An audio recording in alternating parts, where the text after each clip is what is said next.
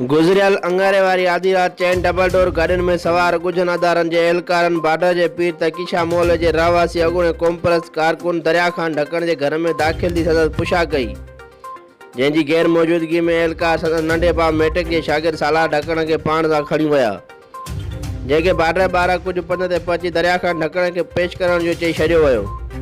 जॾहिं त एहलकार दरिया खान ढकण जे घर में पियल सबूरा कागज़ किताब अख़बारूं रिसाला पिणु पाण सां गॾु खणी विया। होॾां दरिया खान ढकण पंहिंजे वालिद मोहम्मद मिठल ढकण सां गॾिजी प्रेस क्लब पहुतो, जिते प्रेस कॉन्फ्रेंस कंदे हुन चयो त कंहिं बि सियासी पार्टी में कमु करण जी तरजीद कंदे चयो आहे त आउं हिकु अमुन पसंद शहरी ऐं मोह वतन पाकिस्तानी आहियां।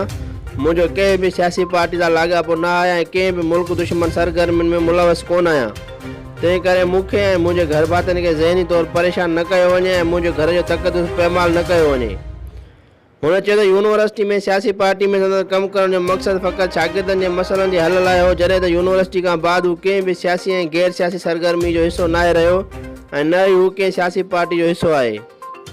हुन वधीक कयो त कुझु वक़्तु अॻु पिणु कुझु अदारनि पारां खेसि 9 महीना हिरासत में रखण बाद कंहिं बि क़िस्म जो केस साबित न थियण ते बाइज़त आज़ादु कयो वियो हुयो। हिन वक़्तु हुकूमती अदारनि खे अपील कंदे चयो त मां हिकु ज़िम्मेवार पाकिस्तानी शहरी आहियां, मुल्क ख़िलाफ़ु कंहिं बि साज़िश जे बारे में सोचे बि नथो सघां।